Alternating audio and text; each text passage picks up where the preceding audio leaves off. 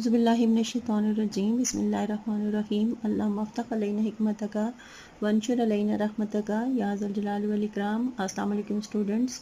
For today's topic is classification of organic compounds। Organic compounds हमने पढ़ लिया। Organic compounds क्या होते हैं? Organic compounds are the hydrocarbons means the compounds which are made by the carbon and hydrogen and the derivatives of hydrocarbon. यानी organic compound में carbon जो है वो उसका एक लाजमी जुज़ होता है, यानी कार्बन के कंपाउंड को with some exceptions like carbon monoxide, carbon dioxide, carbonates, bicarbonate and carbides, all carbon containing compounds are called organic compounds। अब ऑर्गेनिक कंपाउंड्स की क्लासिफिकेशन को हमने आज पढ़ना है। ये भी मैंने आपको पिछली वीडियोस में बताया कि ऑर्गेनिक कंपाउंड जो हैं वो बहुत ज़्यादा तादाद में, यानी मैंने ये बात की थी कि बाकी सारे एलिमेंट्स, कार्बन के अलावा जितने एलिमेंट्स अब तक डिस्कवर हो चुके हैं, उन सारों के कंपाउंड जो हैं वो जो कार्बन के कंपाउंड से फिर भी कम होंगे, सबको मिला के भी। तो इतनी ज़्यादा तादाद में ऑर्गेनिक कंपाउंड्स हैं तो उनकी डिफरेंट क्लासिफिकेशन की जाती है उनकी शेप के लिहाज से। अब क्लासिफिकेशन आप जो स्टडी करते हैं, कोई भी आप सब्जेक्ट स्टडी करते हैं तो उसमें किसी न किसी टॉपिक की, किसी न किसी चीज़ की, किसी न किसी टर्म की, हर एक की जो बड़ी तादाद में होते हैं उनके आगे से क्लासिफिकेशन की जाती है, डिफरेंट कैटेगरीज में चेंज किया जाता है। तो क्लासिफिकेशन का ऑब्जेक्टिव क्या होता है, उसका पर्पज़ क्या होता है? तो the purpose of classification is to break a vast subject into smaller and more manageable and more specific parts so that we can understand each part very easily, so we can study each part very accurately। तो अब studies को आसान करने के लिए, या फिर जो वास्ट होता है उसको, जैसे आपने केमिस्ट्री पढ़ी, केमिस्ट्री की ब्रांचेस फिर पढ़ी, वो आगे उसकी क्लासिफिकेशन होगी। अब ऑर्गेनिक कंपाउंड्स की क्लासिफिकेशन जो है वो डिफरेंट बेसिस पे की जा सकती है। तो आपकी बुक में जो दिए हुए हैं, तो अब कार्बन का जो स्केलेटन होता है आपने पढ़ लिया। ये जब भी ऑर्गेनिक कंपाउंड्स को पढ़ें तो ये चीज़ हमेशा अपने माइंड में रखें कि ये कार्बन के कंपाउंड्स हैं। तो हम कार्बन का जो स्केलेटन बनता है उसकी बेस पे हमने कार्बन के कंपाउंड्स की क्लासिफिकेशन हम करते हैं। तो on the basis of skeleton of carbon. अब कार्बन को ये भी आपने माइंड में रखना है कि कार्बन जो है वो टेट्रावेलेंट है। टेट्रा मीन 4, वेलेंट मीन उसके जो वैलेंस इलेक्ट्रॉन होते हैं वो, यानी उसके जो है वो 4 कोवेलेंट बॉन्ड बनाता है। कार्बन का एटॉमिक नंबर 6 है, 2 के शेल में होते हैं, 4 जो है वो एल शेल में होते हैं, और ये टेट्रावेलेंट है, 4 जो है वो कोवेलेंट बॉन्ड बनाएगा। अब ये स्पेसिफिक चीज़ें याद करने की बजाय अगर हम कॉमन सेंस भी इस्तेमाल कर लें तो हमें पता चल जाएगा कि आगे क्लासिफिकेशन को समझने में आसानी होगी। Suppose you are given 4 carbon atoms और आपसे कहा जाए कि इनके बॉन्ड बनाने हैं, हमारे पास 4 कार्बन एटम है, तो आप खुद जो है वो ट्रायल एंड एरर से देखें कि वो कैसे कोवेलेंट बॉन्ड बनाएंगे। ये चीज़ माइंड में रखनी है कि उसने 4 कोवेलेंट बॉन्ड बनाने हैं, यानी जो है वो 4 जब अपने स्टेबल करने के लिए 4 उसको कोवेलेंट बॉन्ड बनाने।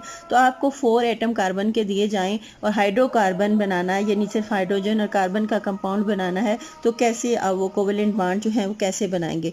एक पॉसिबिलिटी ये है कि हमने ये लिख दिया जी कार्बन, एक कार्बन, दूसरा कोवेलेंट से तीसरा, चारों को हमने जोड़ दिया। अब ये कितने कोवेलेंट बॉन्ड बनाएंगे हम इनके साथ? ये देखें, इस कार्बन को सेटिस्फाई कैसे करेंगे? इसका एक बॉन्ड बना हुआ है तो टेट्रावेलेंट है, 4 बनाना है तो 3 हम इसके साथ हाइड्रोजन लगा देंगे। तो इसको देखें, इसके कितने बॉन्ड हैं? लेफ्ट साइड पे भी राइट साइड पे भी कितने? 2 हैं, तो 2 और इसके साथ लग जाएंगे। ये देख लें, ये हमने इसके भी 4 पूरे कर दिए और इसके भी हम यूं 4 पूरे कर देंगे। एक तो ये पॉसिबिलिटी है कि कार्बन 4 कार्बन जो है वो इस तरह बनाएंगे। अभी नाम को रहने दें, नाम हम बाद में लेंगे कि ये कौन सा कंपाउंड है। ऑर्गेनिक कंपाउंड बन गया 4 कार्बन एटम का। अब यही कार्बन एटम जो है हम इसको इस तरह भी लिख सकते हैं, ये 3 बन गए, तो चौथा हम जो है वो यहाँ पर ये लगा दें यूं। लेकिन ये देखें, ये भी तो इससे मिल जा रहा है ना। ये देखें, ये स्ट्रेट चेन में इसको हमने ज़रा से इसकी सिर्फ जगह चेंज कर दी, लेकिन ये और ये सेम है। फिर हम कार्बन को इस तरीके से अगर जोड़ते हैं, यहाँ पे सी लगा दें। ये भी देखें, ये भी स्ट्रेट चेन है कि 1 2 3 4 कार्बन एटम एक दूसरे के साथ स्टेप बाय स्टेप यानी एक कंटिन्यूटी में एक दूसरे के साथ बॉन्ड से जुड़े हुए हैं। ये भी वही है, ये भी वही है, ये तीनों जो है पॉसिबिलिटी सेम है। लेकिन एक और तरीके से अगर हम इसको जोड़ते हैं, देखें ये इस तरह जोड़ें, एक सी यहाँ पर दरमियान में लगा दें। अब देखें ये यहाँ पर हमने देखा कि एक कार्बन जो है वो कितने कार्बन से जुड़ा हुआ है, एक कार्बन से। ये वाला कार्बन कितने कार्बन से जुड़ा हुआ है, लेफ्ट साइड दो कार्बन से। ये कार्बन भी ये देखें 2 कार्बन से जुड़ा हुआ है, और ये कार्बन जो है वो सिर्फ 1 कार्बन से जुड़ा हुआ है। यानी इस पॉसिबिलिटी में हमने देखा कि एक कार्बन 1 या 2 कार्बन से जो है वो बॉन्ड बना रहा है यानी जुड़ा हुआ है। यहाँ पर देखें वही सेम सिचुएशन है क्योंकि ये तीनों सेम है कि यहाँ पर ये 1 कार्बन से जुड़ा हुआ है, ये वाला 2 से जुड़ा हुआ है, ये वाला भी 2 से जुड़ा हुआ है, ये वाला 1 से। ये भी यानी तीनों सेम ही हैं कि इनके लास्ट कार्बन जो हैं वो 1 कार्बन से जुड़े हुए हैं, दरमियान वाले कार्बन जो हैं वो 2 कार्बन से जुड़े हुए हैं। लेकिन यहाँ पर देखें ये वाला कार्बन जो है वो सिर्फ 1 कार्बन से जुड़ा हुआ है, लेकिन इस कार्बन को देखें ये कितने कार्बन से जुड़ा हुआ है, ये इस कार्बन से इस कार्बन से इस कार्बन से कितने 3 कार्बन से जुड़ा हुआ है। इसका मतलब है कि ये इससे डिफरेंट कंपाउंड बन गया, तो ज़ाहिर है इसका नाम भी फिर डिफरेंट होगा, यानी 3 पॉसिबिलिटीज़ होगी। ये मैं आपको इसलिए बता रही हूँ कि कार्बन का स्केलेटन डिफरेंट होने से उसकी डिफरेंट कैटेगरीज डिफरेंट कंपाउंड बन जाते हैं। उसी लिहाज से फिर हमने उसकी क्या करनी है, क्लासिफिकेशन करनी है कि इसका नाम क्या होगा, ये किस कैटेगरी में आएगा, ये जो है ये किस कैटेगरी में आएंगे। इसके अलावा एक और पॉसिबिलिटी भी है, ये देखें अगर 4 ही कार्बन हमने जोड़ने हैं तो ये देखें, अब देखें इसमें से कोई कार्बन 1 कार्बन से नहीं जुड़ा हुआ, सारे के सारे जो हैं वो 2 कार्बन से जुड़े हुए हैं। अब इनको सेटिस्फाई फिर करना है, ये हाइड्रोजन जोड़ने हैं। ये अंडरस्टूड बात होती है कि इसको 4 4 करने हैं सबको। मैंने आपको समझाने के लिए इसको ये जो जिनके साथ 4 नहीं है उसको 4 हमने पूरा करना है, हाइड्रोजन लगा देने जहाँ पर ये हाइड्रोकार्बन है।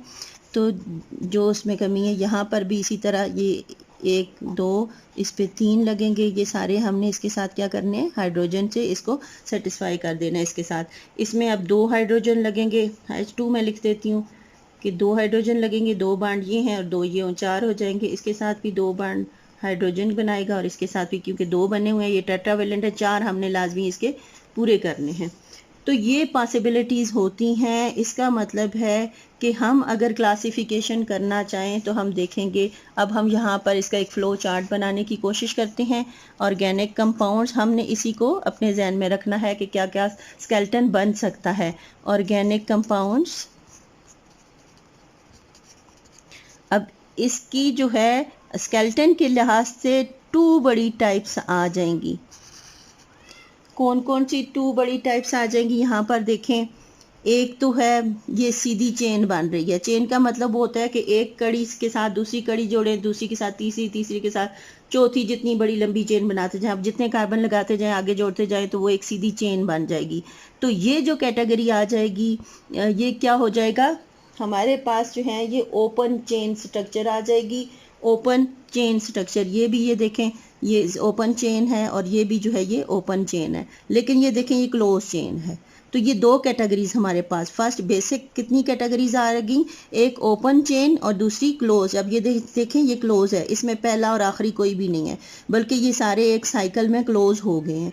तो ये इस कैटेगरी को हम नाम देंगे क्लोज चेन हाइड्रोकार्बन्स या क्लोज चेन ऑर्गेनिक कंपाउंड, और ये है स्ट्रेट चेन, इसको हम साइक्लिक भी कहेंगे। ये ओपन चेन और ये दूसरी क्या आ जाएंगी, क्लोज चेन, और ये जो है वो ए साइक्लिक और ये साइक्लिक। साइकिल का मतलब होता है पूरे दायरे में जो फिरती हैं, फर्स्ट जो है वो लास्ट से जुड़ जाता है, तो उसको क्या कहते हैं, ये साइक्लिक कहते हैं। यानी वापस हम उसी पे आ जाते हैं, जब हम एक चेन में सीधे जाते हैं तो वापस उस पे आ जाते हैं, तो वो क्या होगा, साइक्लिक। तो ऑर्गेनिक कंपाउंड की फर्स्ट 2 टाइप्स जो हो गई वो एक ए साइक्लिक ऑर्गेनिक कंपाउंड्स, अब ऑर्गेनिक ओसी में लिख देती हूँ, और दूसरे आगे साइक्लिक। ए साइक्लिक यानी ओपन चेन होती है इसमें, और ये वाले जो हैं वो क्लोज चेन। अब एक ओपन चेन और दूसरी जो है वो क्लोज चेन स्ट्रक्चर हमारे पास आ गई।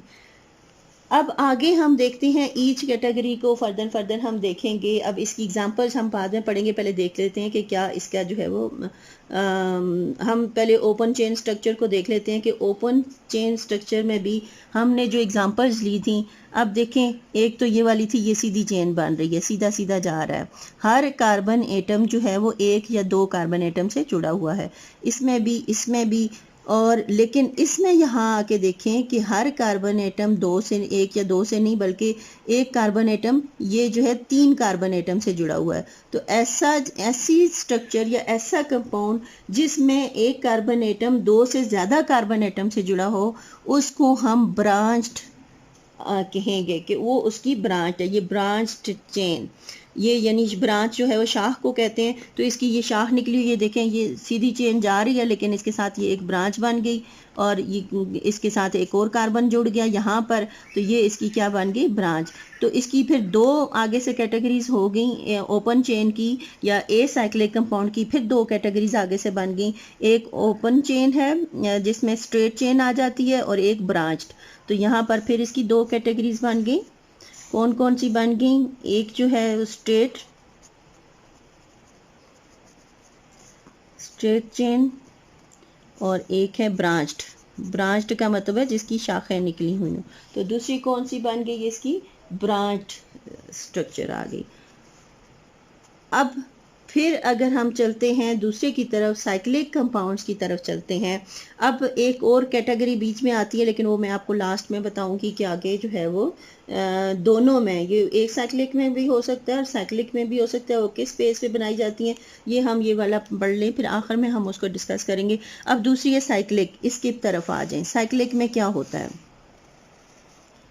साइक्लिक में भी अब ये देखें एक कैटेगरी होती है कि जिसमें हमारे पास ऑर्गेनिक कंपाउंड में ये फर्दर जो है वो आगे जो इसकी कैटेगरीज बनती हैं वो दो बन जाती। अब यहाँ पर आके देखें कि इसमें जो है आप देखें कि ये सारे कार्बन की चेन है, ये पूरी चेन में इधर भी कार्बन है, इधर भी कार्बन है, इधर भी कार्बन है, इधर भी कार्बन है।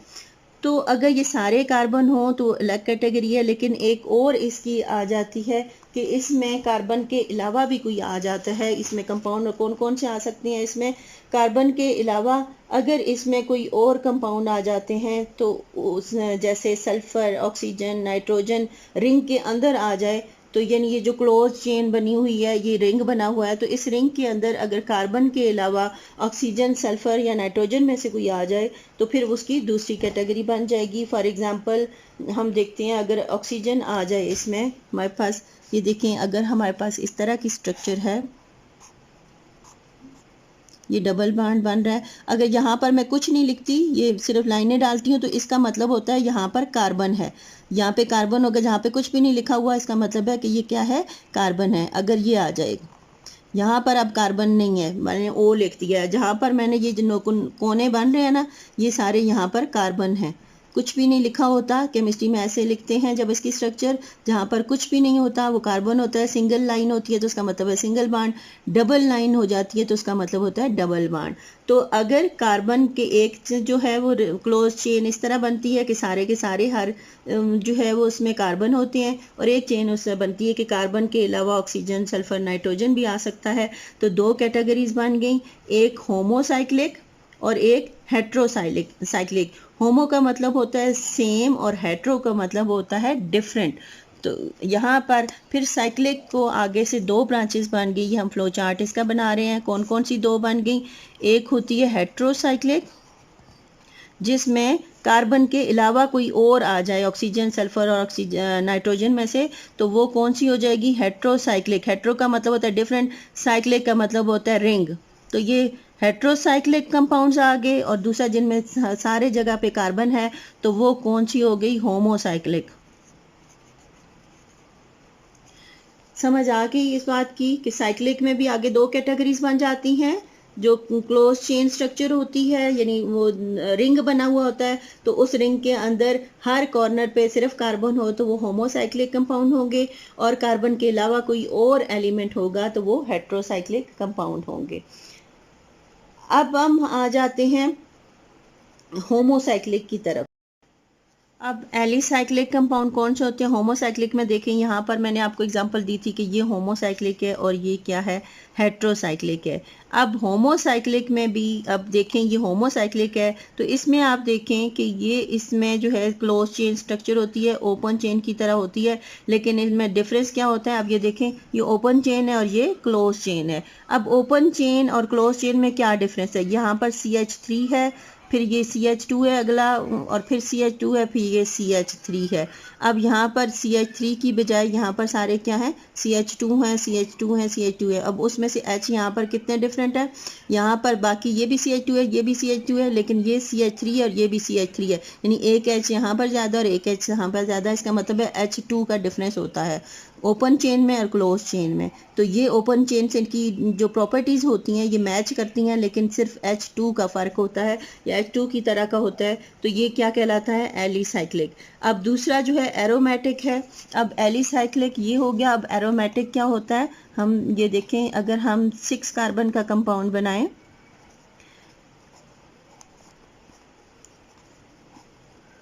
ये देखें, ये हमने क्लोज चेन बनाई 6 की, क्योंकि ये क्लोज चेन को हम पढ़ रहे हैं ना, साइक्लिक को पढ़ रहे हैं। तो साइक्लिक में एक हेट्रोसाइक्लिक होता है, एक होमोसाइक्लिक होता है। तो ये होमोसाइक्लिक के हम देख रहे हैं, ये भी होमो है यानी सिर्फ कार्बन है सारी जगह पे, ये भी होमोसाइक्लिक है तो ये सारा कार्बन है। लेकिन ये इससे डिफरेंट कैसे होगा? ये यहाँ पर सारे सिंगल बाड आपको नज़र आ रहे हैं, यहाँ पर डिफरेंस कैसे होगा कि एक सिंगल बाड एक डबल बाड अल्टरनेट होंगे। ये देखें, ये डबल है, फिर सिंगल है, ये डबल है, फिर सिंगल है, और फिर ये डबल है। तो यहाँ पर ये कैसे डिफरेंट है? दो टाइप्स कैसे बन गई? एक में सारों में सिंगल बाड है, ये एलिसाइक्लिक लाएगा, और एक में सिंगल और डबल बाड अल्टरनेट पोजीशन पे हैं। अब हर कार्बन के साथ देखें कितने बाड बने हुए हैं, 1 2 3, और एक यहाँ पर H आ जाएगा तो ये 4 पूरे हो जाएंगे। इसके भी देखें 1 2 3, एक H लग जाएगा, इसके भी 1 2 3, एक H लग जाएगा, इसके 4 पूरे हो जाएंगे। सबके साथ एक एक H लगाते जाएं तो ये 4 पूरे हो जाएंगे। तो ये जो है इसका नाम जो है इस कंपाउंड का है बेंजीन। तो ये एरोमेटिक कंपाउंड है बेसिक। फिर इसके डेरिवेटिव्स भी जितने होते हैं बेंजीन के, वो सारे के सारे, डेरिवेटिव का मतलब है इससे जो बाकी कंपाउंड्स बनते हैं, यानी इसी से निकलते हैं तो उसको डेरिवेटिव्स बोलते हैं, तो वो बेंजीन। तो इसलिए इसकी 2 टाइप्स आ गई, एलिसाइक्लिक, और ये वाला एलिसाइक्लिक, और ये वाला क्या है? एरोमेटिक आ गया। और इसको, इसी कंपाउंड को हम ऐसे भी लिख सकते हैं जिसमें अंडरस्टूड मैंने आपको बताया ना कि अगर कार्बन ना भी लिखें हम ऐसे क्लोज स्ट्रक्चर बना सकते हैं इसको रिप्रेजेंट करने के लिए। एक ये डबल बाड आ गया, ये डबल बाड आ गया, ये डबल बाड आ गया, तो बेंजीन रिंग कहलाता है ये। तो ये हम इसको, इसका मतलब यही होता है कि ये कोनों में कुछ नहीं लिखा होता तो ये कार्बन होता है और इसके साथ एक हाइड्रोजन अटैच होता है, तो ये बेंजीन है। अगर इसके डेरिवेटिव भी हम बना सकते हैं, अगर 2 बेंजीन रिंग को हम आपस में जोड़ दें, ये देखें, ये इसका डेरिवेटिव बन जाएगा। अब ये जो है, अब इसी तरह यहाँ पर ये डबल बाड हो जाएगा, फिर इसी तरह अल्टरनेट आप करते जाएंगे, सिंगल है, फिर ये डबल होगा, ये सिंगल है, फिर ये डबल होगा, इसके साथ भी होगा, यहाँ पे एक डबल आ जाएगी, ये डबल आ जाएगा, तो ये बेंजीन का डेरिवेटिव आ जाएगा। एक रिंग है तो उसका नाम क्या है? बेंजीन। 2 रिंग्स आपस में जुड़ी हुई हैं तो ये क्या है? ये नेफ्थलीन है। इसी तरह हम इसके साथ एक तीसरी रिंग भी जोड़ दें तो उसका नाम होगा एंथ्रासीन। तो ये सारे डेरिवेटिव्स किस में आ जाते हैं? एरोमेटिक में। एरोमेटिक कंपाउंड्स की ये खसूसियत होती है, प्रॉपर्टी होती है कि उसमें सिंगल और डबल बाड अल्टरनेटिव होते हैं। अल्टरनेटिव मतलब है कि एक सिंगल फिर एक डबल बाड। तो ये इसकी सारी क्लासिफिकेशन आ गई किसकी? ऑर्गेनिक कंपाउंड्स की। अब इसमें हर कैटेगरी में ये 2 के जिस बेसिस पे हम सिंगल और डबल बाड की बेसिस पे या ट्रिपल बॉन्ड की बेसिस पे हर कैटेगरी को हम बॉन्ड की बेसिस पे हम 2 और कंपाउंड, ऑर्गेनिक कंपाउंड को हम जो है एक और बेस पे हम इनकी क्लासिफिकेशन कर सकते हैं, यानी सिंगल और डबल बॉन्ड के। एक है वो सैचुरेटेड कंपाउंड्स, जो मैंने आपको कहा था आखिर में बताऊंगी, सैचुरेटेड कंपाउंड्स आ जाते हैं, और एक होते हैं अनसैचुरेटेड कंपाउंड।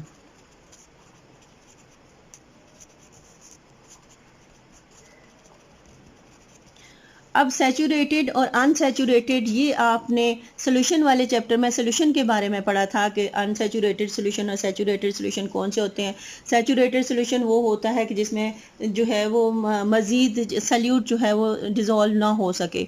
इसी तरह अनसैचुरेटेड जो है वो होता है जिसमें आप फर्दर जब आप उसमें डालते हैं सल्यूट डालते हैं तो मज़ीद जो सल्यूट होता है वो उसमें डिज़ाल्व हो जाता है। जिसमें सल्यूट डिज़ाल्व हो जाए वो अनसैचुरेटेड होता है, जिसमें सल्यूट डिज़ाल्व ना हो वो क्या होता है, सैचुरेटेड सोल्यूशन होता है। तो ऑर्गेनिक कंपाउंड की सूरत में भी ये होता है कि बाज़ कंपाउंड्स होते हैं उनमें सिंगल बॉन्ड होता है, जैसे कि ये देखें अब सिंगल बॉन्ड है, अब सारा जो है ये सैचुरेटेड है, इसमें कोई और एलिमेंट या कोई और एटम इसमें आके ऐड नहीं हो सकता। यहाँ पर सेटिस्फाइड है, इसकी वैलेंसी सी की 4 बने हुए हैं, 4 बॉन्ड 4 के साथ ये जुड़ा हुआ है। तो ये चूँकि टेट्रावेलेंट है इसमें मज़ीद कोई भी एटम आके जुड़ नहीं सकता, यानी जिस तरह उसमें मज़ीद जो है वो सल्यूट नहीं डिज़ाल्व हो सकता, इसलिए यहाँ पर जब मज़ीद इसमें एटम कोई आके जुड़ नहीं सकता तो इसको सैचुरेटेड कंपाउंड बोलते हैं। अगर कहीं पे डबल बॉन्ड है, फ़र्ज़ करें मेरे पास, अब हम देखते हैं ये वाला कंपाउंड है, ये डबल बॉन्ड एक है, तो यहाँ पर ये एक बॉन्ड बना हुआ है तो इसके साथ 3 H जुड़ेंगे, इसके साथ 3 बॉन्ड बने हुए हैं, एक H जुड़ेगा, इसके साथ 2 बॉन्ड बने हुए हैं तो इसके साथ 2 H जुड़ेंगे। तो यहाँ पर ये देखें एक डबल बॉन्ड है, अब इसमें मज़ीद H या कोई और एलिमेंट या कोई और एटम आके जो इसमें बॉन्ड बनाने के उसका गुंजाइश है, तो इसलिए ये क्या है, ये अनसैचुरेटेड है, यानी ये डबल बॉन्ड टूट सकता है, ये सिंगल बॉन्ड बन सकता है। तो अगर हम डबल बॉन्ड को तोड़ दें तो इसमें 2 और H जो है वो अटैच हो सकते हैं, ये वाला H यहाँ पर और ये वाला H यहाँ पर, या कोई और भी एटम अटैच हो सकता है। तो जिसमें मज़ीद एटम अटैच हो सकें वो अनसैचुरेटेड होता है, और जिसमें मज़ीद एटम आके अटैच ना हो सकें यानी सिंगल बॉन्ड वाले, अगर हम ब्रीफली बताएं तो सिंगल बॉन्ड वाले कंपाउंड जो होते हैं वो सैचुरेटेड होते हैं, और डबल और ट्रिपल बॉन्ड जिस कंपाउंड में हो वो क्या होते हैं, अनसैचुरेटेड कंपाउंड्स होते हैं। तो ये थी क्लासिफिकेशन ऑर्गेनिक कंपाउंड्स की। अब आप अपनी बुक से इसकी एग्जांपल और इनके नेम देख लें, आपको इसको कैटेगराइज करने का तरीका आ गया, नेम आप लोग याद कर लें कि इनके क्या क्या नेम्स हैं, इनकी एग्जांपल्स क्या हैं। तब तक के लिए अल्लाह हाफिज़, खुश रहिए, खुशियाँ बांटिए।